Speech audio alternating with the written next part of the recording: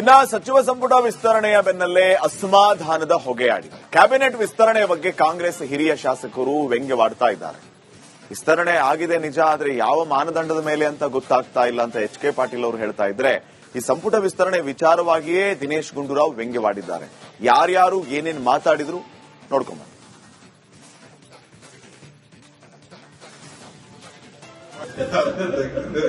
ಅದಕ್ಕೆ ಯಾವ ಮಾನದಂಡ ತಗೊಂಡಿಲ್ಲ, ಗೊತ್ತಿಲ್ಲ.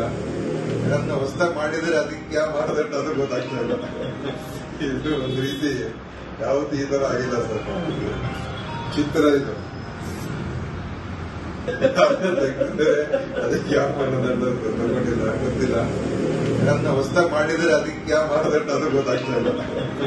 ಇದು ಒಂದು ರೀತಿ ಯಾವತ್ತೂ ಈ ತರ ಆಗಿಲ್ಲ ಸರ್. ಚಿತ್ರ ಇದು ಅದಕ್ಕೆ ಯಾವ ಮಾನದಂಡ ತಗೊಂಡಿಲ್ಲ, ಗೊತ್ತಿಲ್ಲ. ನನ್ನ ಹೊಸದಾಗಿ ಮಾಡಿದ್ರೆ ಅದಕ್ಕೆ ಯಾವ ಮಾನದಂಡ ಅದು ಗೊತ್ತಾಗ್ತಾ ಇಲ್ಲ.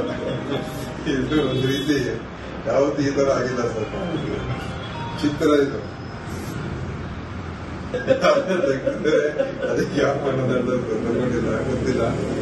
ನನ್ನ ಹೊಸದಾಗಿ ಮಾಡಿದ್ರೆ ಅದಕ್ಕೆ ಯಾವ ಮಾನದಂಡ ಅದು ಗೊತ್ತಾಗ್ತಾ ಇಲ್ಲ. ಇದು ಒಂದು ರೀತಿ ಯಾವತ್ತೂ ಈ ತರ ಆಗಿಲ್ಲ ಸರ್. ಚಿತ್ರ ಇದು ಅದಕ್ಕೆ ಯಾವ ಮಾನದಂಡ ತಗೊಂಡಿಲ್ಲ, ಗೊತ್ತಿಲ್ಲ. ನನ್ನ ಹೊಸದಾಗಿ ಮಾಡಿದ್ರೆ ಅದಕ್ಕೆ ಯಾವ ಮಾನದಂಡ ಅದು ಗೊತ್ತಾಗ್ತಾ ಇಲ್ಲ.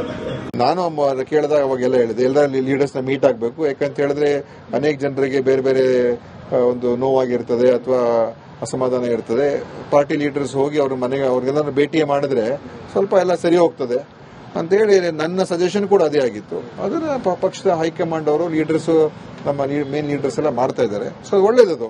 ನಾನು ಕೇಳಿದಾಗ ಅವಾಗೆಲ್ಲ ಹೇಳಿದೆ, ಎಲ್ಲ ಲೀಡರ್ಸ್ ನ ಮೀಟ್ ಆಗಬೇಕು. ಯಾಕಂತ ಹೇಳಿದ್ರೆ ಅನೇಕ ಜನರಿಗೆ ಬೇರೆ ಬೇರೆ ಒಂದು ನೋವಾಗಿರ್ತದೆ ಅಥವಾ ಅದಕ್ಕೆ ಯಾವ ಮಾನದಂಡ ತಗೊಂಡಿಲ್ಲ, ಗೊತ್ತಿಲ್ಲ. ನನ್ನ ಹೊಸದಾಗಿ ಮಾಡಿದ್ರೆ ಅದಕ್ಕೆ ಯಾವ ಮಾನದಂಡ ಅದು ಗೊತ್ತಾಗ್ತಾ ಇಲ್ಲ. ಇದು ಒಂದು ರೀತಿ ಯಾವತ್ತೂ ಈ ತರ ಆಗಿಲ್ಲ ಸರ್. ಚಿತ್ರ ಇದು